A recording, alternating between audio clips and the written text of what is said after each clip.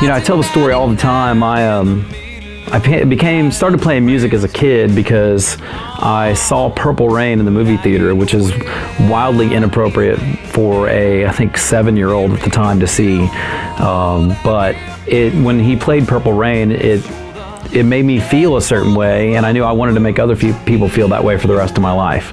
So I started playing music, and I grew up in a family where, you know, my dad was simultaneously my hero and also kind of like my biggest source of pain in my life. We'd be really close for a while, and then he'd not come around so much, especially when he married the evil stepmonster, as we called her. And I don't know if she was actually evil or not, but it seemed like that as a kid. And so I ended up playing music because my dad was really good at athletics, and I was decent. I was pretty good, but I wasn't ever going to be as good as him. And I started playing music because he loved music. He could tell you who recorded on what recording and when it was originally done and who did who wrote it and everything about a song, but he couldn't play or sing. So I kind of actually started pursuing music hard, almost in a way, it sounds horrible, as revenge for like, I'm going to show you that I can do something you can't do. But out of that, it just sort of grew like into a passion. And there's a lot of people get into music to either be a star, and I went through the whole big record deal and then lost it, and then songwriting deal and then lost it, and then another record deal and lost it, and all that sort of stuff. And what I've discovered is I'm sort of a lifer. I'm in it because I have to create, even if nobody buys it, which recently nobody's bought it, but in the last record, but I have to create it anyway, so I have to do it. And that sort of created this legacy in the family to where all my kids play music too. And if nothing else, I can look back on that and their successes and go, wow, I created this whole thing where this whole family is a musical family now. So as far as this band, I was out of music. I had left music because I went through a divorce, and I had to come off the road to fight for custody for my kids, to give them a stable home. So I never thought I'd go back to music, and I slowly went back. Some friends, I wrote a couple songs, and some friends encouraged me, and some friends funded me, and I ended up coming back into it. And originally this wasn't a band, it was a solo project, but Barry answered an ad in a paper and started playing with me as my keyboard player, and then Billy came along a year later, and we've been together almost 7 years now, and it's been a pretty amazing ride. We've gotten to travel Europe and see the world, and things that I never thought would happen. You know, I thought those things would happen back when I had a record deal and we were had the band, major muscle and all the financial stuff and all the marketing behind us. And none of that stuff ever happened when I was on a label. It's all happened in this thing where we've been on our own, doing it exactly how we want. And so that's been an amazing thing that we've done it on our own terms. Feel like a blister on a tender heel. Feel like a tick on the bulldog's heel. Feel like a beggar without a can. Farming up steak eyes on every chance. I wonder why I always get by. When is our white bread and I'm just right. Struggling, strive just to feel alive. Try not to ride that cage. But I refuse to sing the blues. Turn me up and cut me loose. I'm gonna scream and I'm gonna scream. I'm gonna blow out a little stage. Give me a crowd and give me a stage. Better get out of my way. I'm gonna ride that cage. You know, when you're a band that's doing everything internally and on your own, where you're not working off of a label budget and all that. So everything that we're doing from a booking standpoint, from recording, all of that we're handling ourselves. So really at the end of it all, your hope is that whenever you have the finished product, it gets in somebody's hands, or you're playing it live in front of them, and it makes some kind of connection.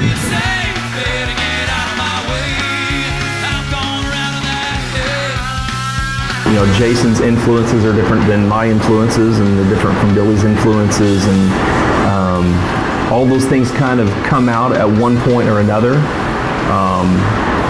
But I think it's another thing that keeps it fresh from album to album is whenever you kind of test those boundaries, and I think that we've kind of tried to challenge ourselves in doing that, and it allows you to be more creative and keep it fresh from just kind of churning out the same thing every time, album to album. Stylistically, I would say we're Southern rock. Jason McKinney will not like that though. He does not like the term Southern rock for us, even though I think we are. He's more of a soul funk guy. Barry's more of a traditional country, and I'm more of a blues heavy rock guy, and we just kind of mix those three styles together and you get what you get. That's kind of what it is.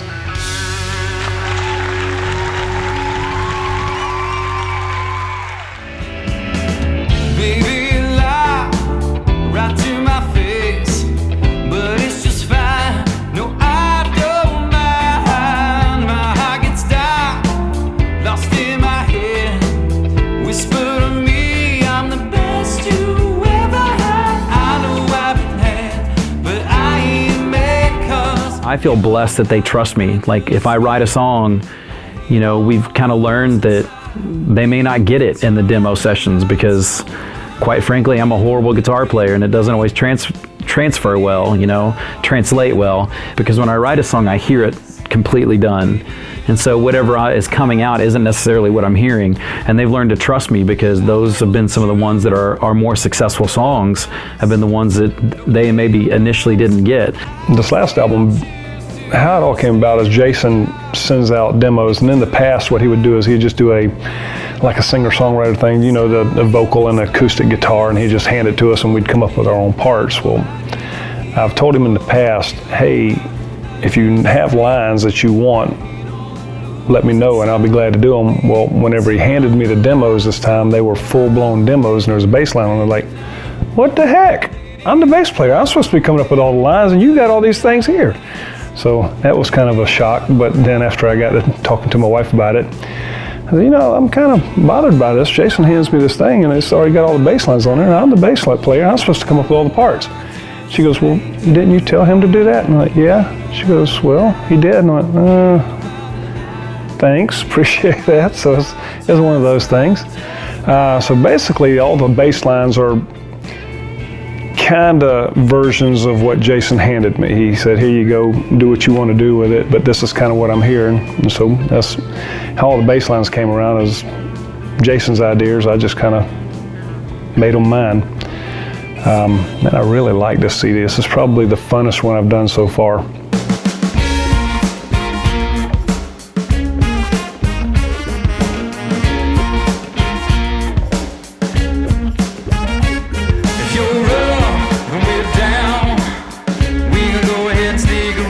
Yeah, this album is a different concept. It's really like 3 complete records, 3 EPs in one. And so Sacred Southern Soul, and it's sort of, we have these layers. I always believe in getting more and more honest and more like guttural and more tossing out what the market or what people would, constrain us under or want to hear from us, and just sort of doing what we want. And they got the sacred part, which is kind of gospel rock, and then we have the southern part, which is traditional country, and then the soul, which is just throwback blues and Memphis soul.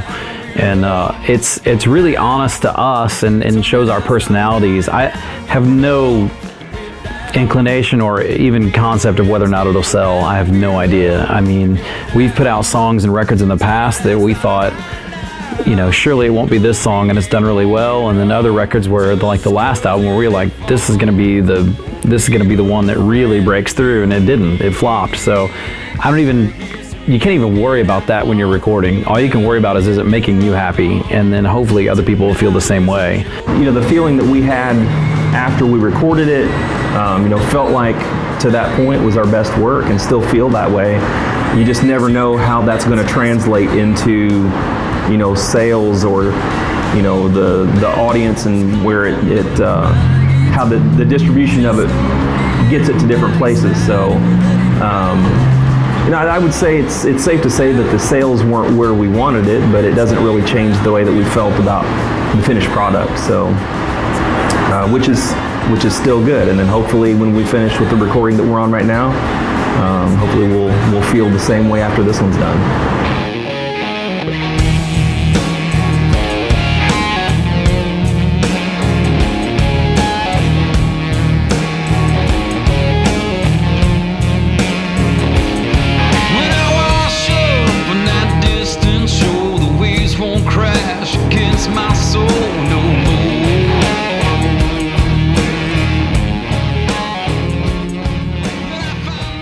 It was cool having a working musician as a dad. You got to go and see lots of cool places and do something that was very just cool to a lot of other people.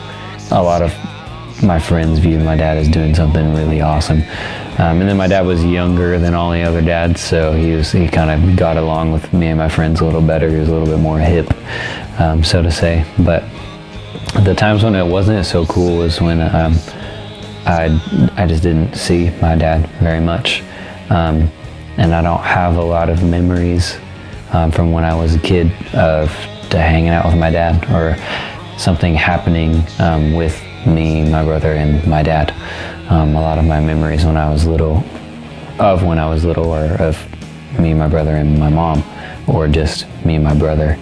And then a lot of times whenever my dad would get home off the road, he'd be really tired. And we wouldn't always get to hang out a whole lot, or being on the road caused a lot of strain in him and my mom's relationship, their marriage. And so a lot of times when he was home, they were fighting a lot. So I mean, it's hard on the relationship, it's hard on dynamics, it's an adjustment preparing for you to be on the road, it's an adjustment when you come back, and life keeps going on here, and it's definitely hard. But I think, being in a band, you're a family. You and the guys are tight-knit, and the wives, we can all relate to different aspects of things and share similar frustrations or whatnot. I actually heard it put recently that being in a band with somebody is not being friends, it's not even family, it's like going to war together. Because there's so many shared experiences. You see people at their worst and their best, and you see them at their funniest and when they're cranky, and you see every aspect of somebody. And in our case, we've gotten to literally see a lot of the world together, and going to see more of it. Well, in a way, it's probably like a marriage. You have to be committed, or else you're just without gonna... the sex. I mean, well, without in that case, it's just like marriage.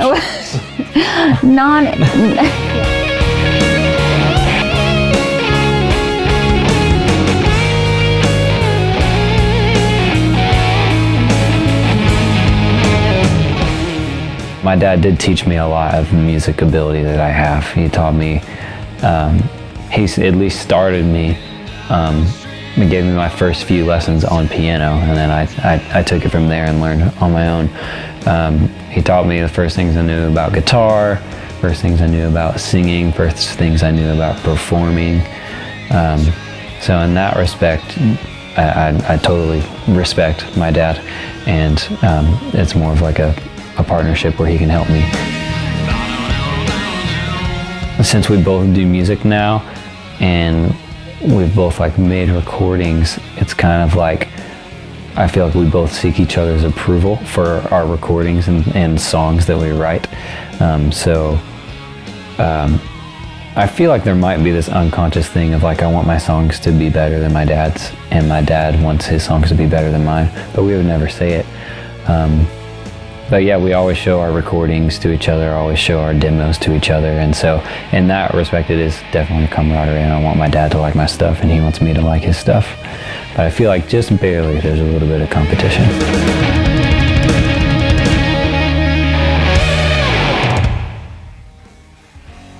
Looking at the vest, I'm too small, but the math test don't add at all. Feeble and weak and falling down, cling to belief in the face down. I'm no modern man. There's the validation that you seek from your art. And it's very easy for us to start to attach who we are to the art we create. And we're so much more than that. We're all beloved children of God, and we are not defined by what we are or what we do. We're defined by who we are, not what, but who we are.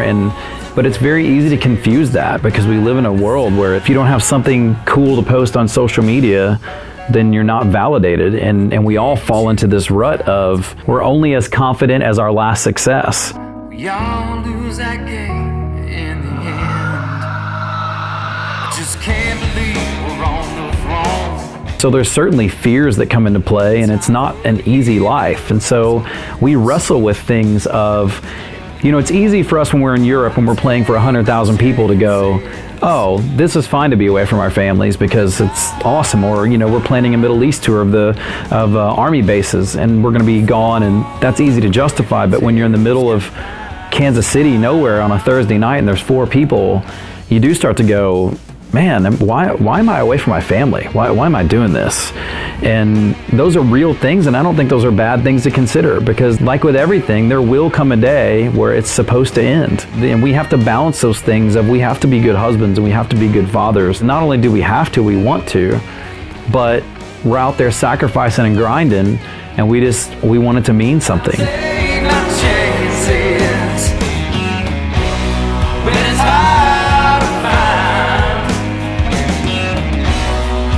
fools and fairy tales.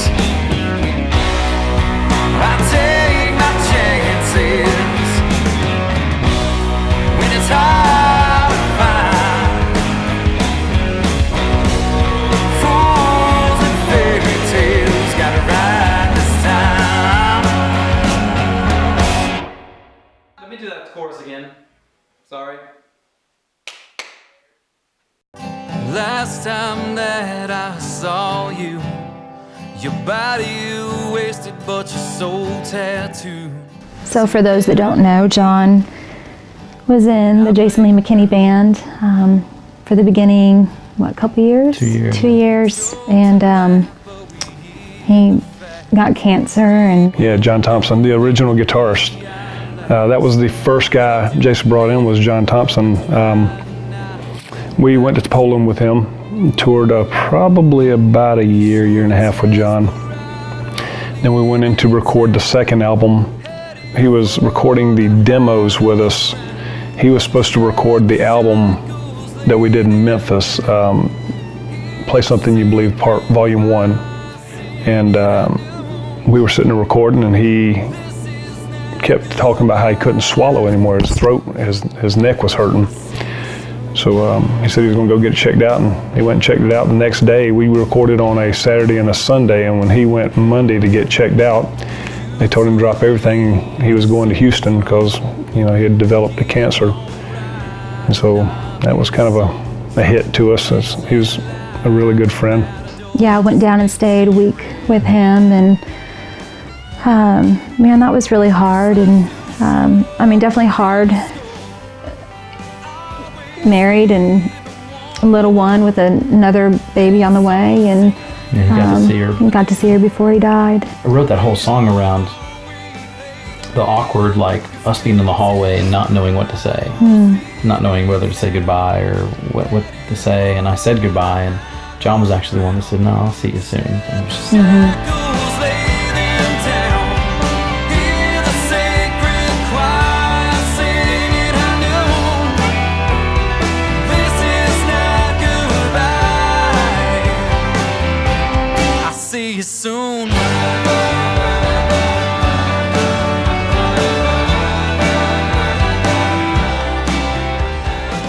So far, we've had enough success to go, it's worth it to keep going. And I don't know when that's going to end, but we constantly weigh that out.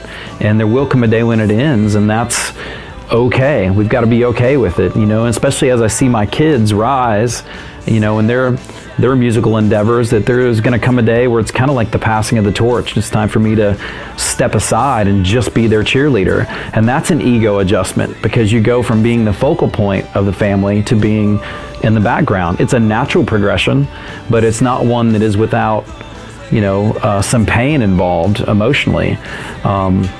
We also have always said that when it stops being fun, we're going to stop doing it. When you're doing this kind of thing, it's the bottom line is you got to have fun when you're doing it. So,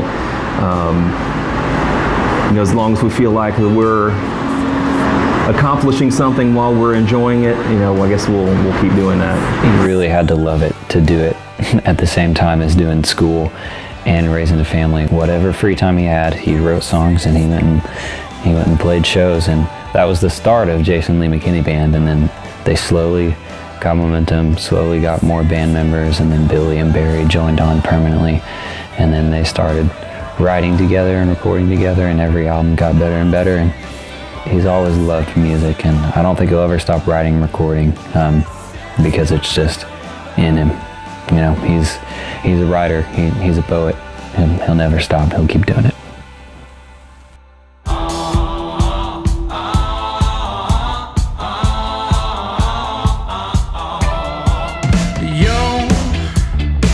Just a boy from the Dells who's too young to tell that what he's got is not just any girl. So rise too fast for your little world. It's always fun making the record. When it comes into the nerves is when you actually have to present it for other people. Then it's like, oh, they could reject it or accept it, and no matter what anyone says, your songs aren't like your kids. That's ridiculous, but they are in a way attached to you emotionally, and so when they get rejected, it bothers you. So it's kind of people speak out of both sides of their mouth. I don't care what people think, but I want them to like me. It's like, I don't care what you think, but please like me. But for me, I do care what people think, and I want them to like the stuff I do, but I don't care enough to cater to them. I'm gonna do whatever I feel, and then I hope that they like it. So far we're in the same sort of process we've always been. That's always been the approach. We just try to get more and more at our core, and more honest, and more disregard what the market may or may not think. For me, I want my great grandkids someday to pick up a recording in whatever form. They'll probably download it directly to your brain by that point, but to listen to whatever form is like, man, my great-grandfather had something in him. He was saying something, and I'm not saying every song has got to be something serious. We don't do that. We have songs that are funny, but the artistry as a whole, that it leaves some sort of legacy, leaving a spiritual legacy. It's like, I definitely believe in, and it is in our lyrics that we do speak to our faith. We're, you have to listen for it. It's definitely not in a Chris Tomlin form, thank God, but it's there, and that's the most important thing to us, and being, good husbands and fathers, but leaving an artistic thumbprint. That legacy is going to be what carries on after we're gone. We're all spiraling towards death, whether we want to or not, and so it's kind of like, what are you going to live for? And I don't think fame or record sales matter in the end. It's not that I don't want them, but they don't matter in the end. It's just, so I want to please the Lord. I want to make my kids and my wife proud, and I really strive to not give a shit what anyone else thinks.